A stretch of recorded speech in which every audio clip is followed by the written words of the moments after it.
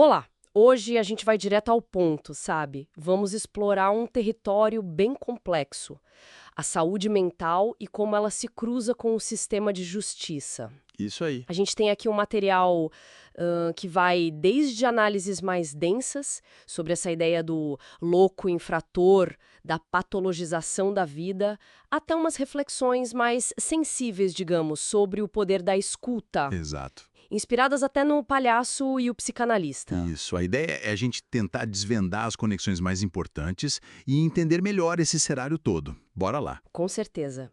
O foco é entender como certos discursos, principalmente esse da periculosidade, ganham força, sabe? E que brechas a gente encontra para outras abordagens.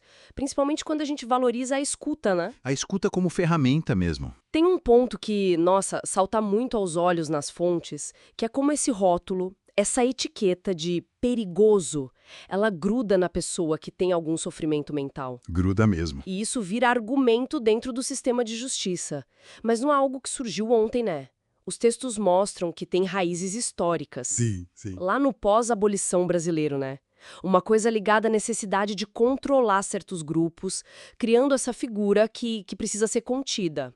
Às vezes antes mesmo de fazer algo. Preventivamente, né? E daí que vem os manicômios judiciários, essa estrutura toda. Exato. E essa conexão histórica, ela é chave para entender. Ajuda a gente a sacar a base dessas instituições que, olha, segundo os relatórios de inspeção que estão no material, são frequentemente lugares com condições desumanas. É pesado, Lena. Muito. Sujeira, abandono, sabe? Um controle que não funciona. Gente literalmente esquecida lá dentro. É um retrato muito claro da lógica de isolar e não de cuidar. Uhum. E tem aquela ideia de que obedecer cegamente é sinal de melhora. Isso diz muito sobre o sistema, né? Nossa, com certeza. E a ciência, a psicologia, a psiquiatria, como elas entram nisso? O material sugere que, em alguns momentos, elas meio que deram uma legitimidade para essa exclusão toda. Pois é. Parece que focar na tal natureza perigosa da pessoa, em vez de olhar para o ato que ela cometeu, foi uma estratégia que encontrou um respaldo científico, né? Exato. E aqui tem um conceito bem interessante que o material traz, a epistemologia institucional. Epistemologia institucional? O que seria isso, mais ou menos? É, tipo assim, a ideia de que o próprio lugar, a prisão, o manicômio, ele acaba moldando o tipo de conhecimento psicológico que se produz ali dentro. Ah, entendi. Quase como se as paredes ensinassem a rotular quem está lá. E isso, claro, alimenta a patologização. Que é essa tendência de transformar tudo em doença, né? Isso, transformar problemas que são sociais, complexos ou dores da vida mesmo em diagnósticos individuais bom, que justificam o controle, a intervenção médica. Isso é muito forte, né? Coloca a própria psicologia numa posição delicada ali dentro. Como é que um profissional consegue atuar de forma ética se o próprio saber que ele usa pode estar impregnado dessa lógica de controle? É um desafio enorme. E, diante disso tudo, tem saída?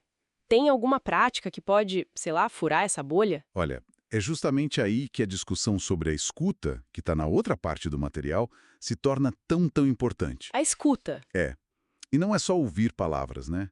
É uma postura ativa. O livro O Palhaço e o Psicanalista fala de tipos diferentes de escuta. Ah, tem tipos. Sim, tem a escuta que tenta entender, decifrar, e tem a que confronta. Mas o livro destaca uma em especial: a escuta como hospitalidade. Hospitalidade. Na escuta. Como assim? Explica melhor. Pensa assim, é como se você abrisse um espaço dentro de você para acolher o outro, com tudo que ele traz, sabe?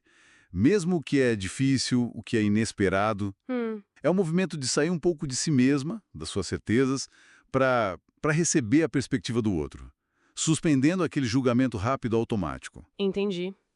É preciso ter uma certa vulnerabilidade para isso, né? Muita. Dos dois lados. De quem fala e de quem escuta. É se tornar, como os autores dizem, um hospedeiro da experiência do outro. Faz todo sentido. E como essa escuta mais profunda, essa tal hospitalidade, pode então fazer diferença naquele cenário que a gente estava falando antes, do estigma da periculosidade? O material traz exemplos disso? São exemplos bem fortes. Tem o caso do Francisco, por exemplo. Conta aí. Ele é rejeitado pela família quando sai da instituição, né? Chega no CAPS AD super agitado. E o acolhimento de verdade só acontece quando a equipe consegue escutar para além da agitação. E o que eles escutam? As necessidades básicas dele. Fome, vontade de tomar um banho. Essa escuta consegue ver a pessoa, sabe? Não só o rótulo de agitado ou perigoso. Entendi.